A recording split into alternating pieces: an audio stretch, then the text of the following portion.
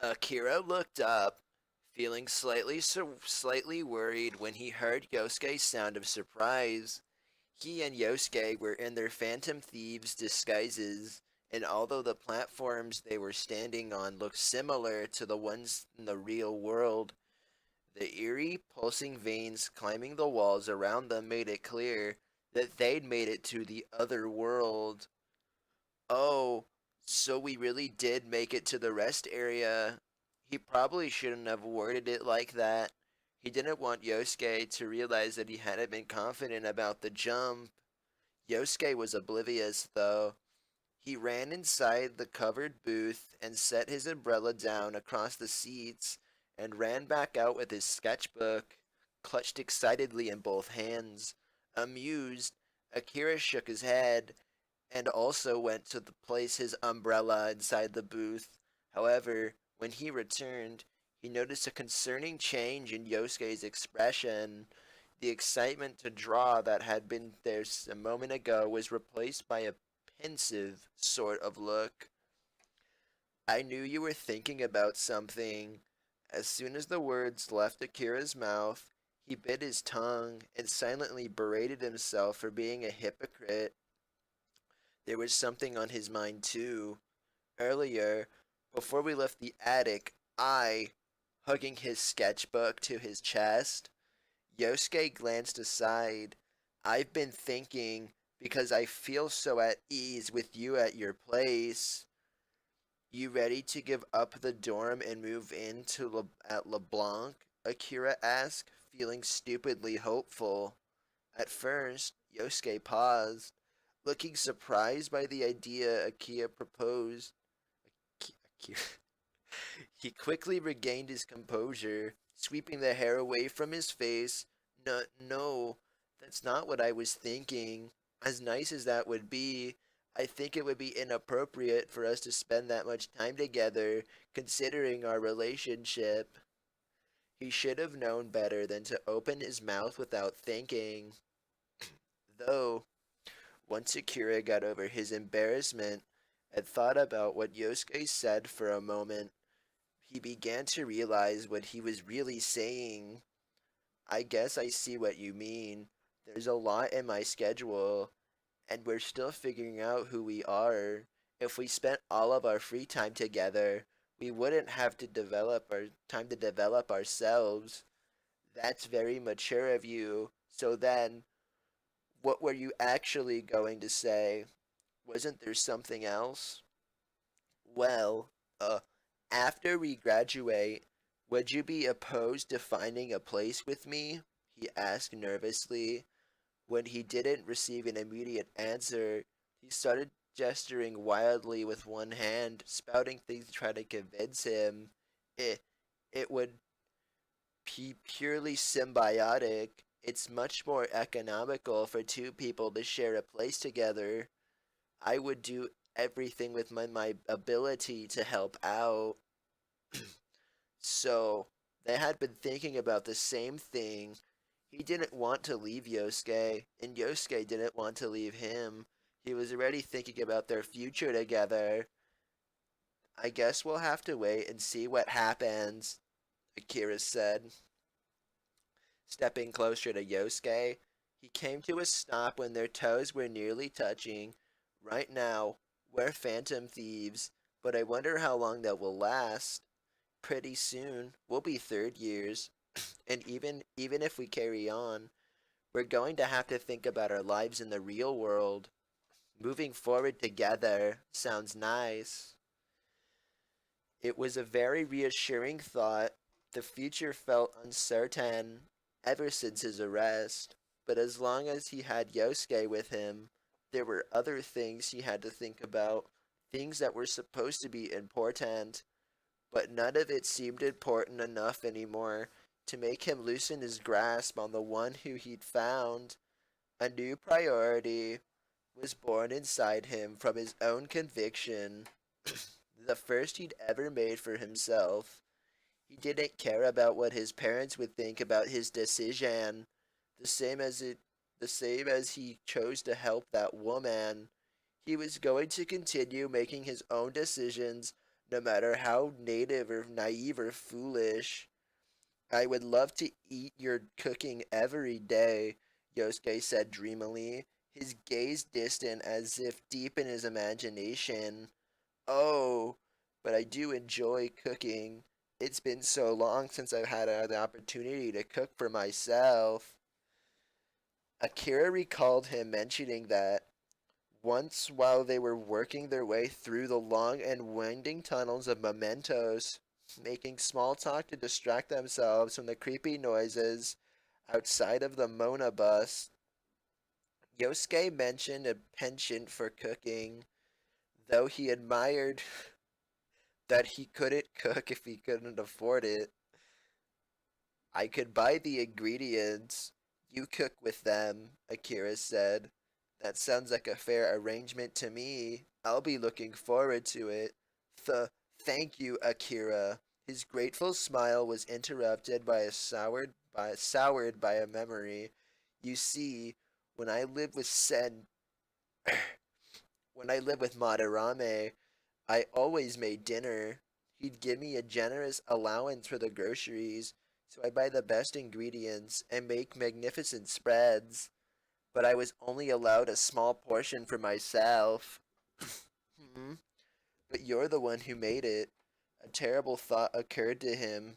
So he really was starving you. Yosuke shook his head frantically to deny the idea. No, no. I figured that it made sense, because it was his money. After saying that, though, it was like he backed himself directly into the truth. He paused and stared blankly at the ground, eyes wide, brow pulled together.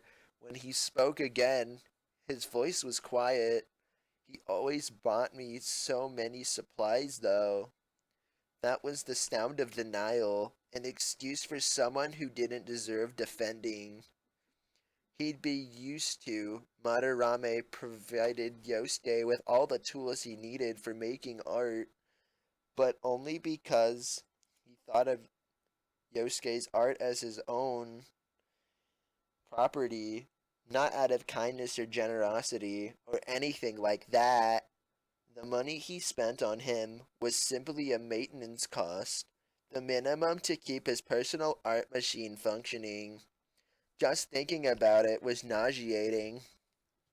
Akira couldn't imagine what it had been like for Yosuke to discover the lies within his memory. Now you understand why things were the way they were, right? Gently, Akira touched Yosuke's shoulder. I hope you always remember that none of it was your fault. You don't have to keep justifying any of his terrible actions. He lightly tightened his hand and clenched his back teeth, trying to keep his feelings from getting the better of him. You know how I feel about food. I'm sure you poured your heart into every one of those meals you made for you and Madarame. It just makes me so mad to think that he could have eaten the food you made without realizing that. Every plate of curry he made for Yosuke was prepared with love. It would have been so painful if he just spent all that time awaiting his approval to find out that he didn't care. Thank you, Akira. Lifting his mask, Yosuke dabbed at the corner of an eye with the heel of his palm to wipe away some of the unshed tears. Then he placed his hand over Akira's and gave it a squeeze. I'm sorry you're probably tired of hearing me say that all the time. Akira smiled. Not at all. Your thanks is more than I could even ask for. And it was all he wanted. Yosuke's happiness. Leaving him alone absolutely wasn't an option. He'd make sure that there'd never be another Madarame. Feeling the sudden sting of nails threatening the side of his palm, Akira blinked and looked into Yosuke's eyes and felt his heart nearly stop, paralyzed for the serious, straightforward emotions that confronted him. Yosuke wasn't looking away at that time. His cheeks were a little red like before, but his eyes were focused, the strength of his grasp almost forcefully adamant with its meaning. Yosuke didn't want to let him go. You'll keep looking out for me? He asked. You don't have to hold on so tightly, Akira said, gently easing away the hand that was grasping on that he had on Yosuke's shoulder. I won't let go unless you ask me to. F- Figuratively speaking, Akira nodded. After a moment, Yosuke relaxed and tiredly leaned against him, putting his arms around Akira's waist in a loose hug. That's good, he said quietly, his lips near Akira's ear. Putting the hand on the back of Yosuke's neck, Akira played with his hair and gave him a kiss on the cheek. So, he said, leaning back after a comfortable moment, we came here so you could draw my personas, didn't we? Got any specific requests? I'm only able to keep a number of them within me before I need to release a few. Can't have too many, it'll get cramped. That concept seemed too hard for Yosuke to understand, but Akira couldn't blame him. As far as Akira knew, there was no one else who could relate to his unusual ability to hold multiple personas. If there were any other people out there with that power, he would have loved to meet them. They would have made awesome thieves. Stepping away, Yosuke leaned against the side of the covered booth with his sketchbook and, and procured a pencil from somewhere inside his suit. There was a there was one you obtained within Madarane's palace. Inugami, was it? Sorry, that one's already gone. I'd have to summon it again from the... Was there any point in telling about the compendium? The Velvet Room? It would have been too hard to explain, and he wasn't sure Yosuke would believe him. If he hasn't been even able to, if he wasn't able to see it with his own eyes, nah, it would take too long. Maybe I have another in mind. Makami, are you only interested in the ones that look like animals? He didn't have one. He didn't have that one anymore either. It was starting to feel like he was disappointing him. Yosuke nodded, then glanced aside in a way that reignited Akira's suspicion. I see. Then what about the persona used recently? Which one? The one Ryuji made fun of. Akira didn't have to ask twice. He knew exactly which one he was talking about. In fact, there was no way he could forget. Are you sure you want to see that one? It's grotesque, isn't it? I don't think you'd want to draw something like that. I want to draw that one.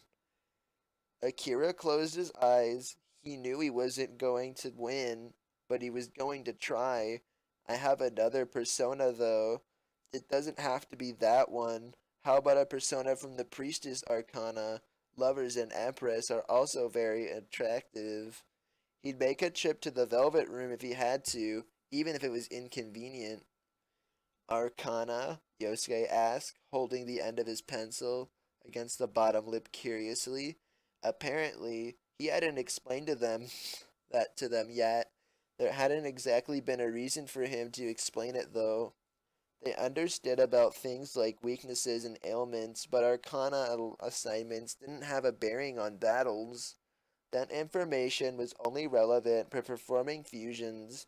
Explaining it didn't seem unnecessary, and it probably would have just confused them if he told them of what he told that each of them represented an arcana of their own. In the meantime, he was gonna have to tell him something. It's how my personas are categorized. Don't ask how I know which arcana they belong to. It's a long story. I'm sure I'll explain it eventually. Now, why don't I show you the other ones I have with me right now? Damn it. Yosuke looked super disappointed. It can't be that one, he asked. Tail drooped sadly. Are you ashamed of it? You may have many personas, but they're each a part of you. Are you not going to use it anymore because Ryuji laughed at it? Discarding it would be like ignoring a part of yourself. Akira couldn't figure out why Yosuke was so interested in that particular persona. but he was so clearly determined to have his way. It was true. Akira was kind of ashamed of it. Each one of his personas said something about him, and some of them even had a bit of a mind of their own. It would have been really troublesome if that one said anything incriminating in front of the others. Letting them see its hideous form was bad enough, but it had quite a mouth on it. When he released a sigh of defeat, Yosuke brightened. "You'll show me?" he asked, smiling from ear to ear, with his sketchbook anxiously held up to his chin. "Fine," Akira muttered, spreading his feet apart. He removed his mask and called out, "Come forth, Mara."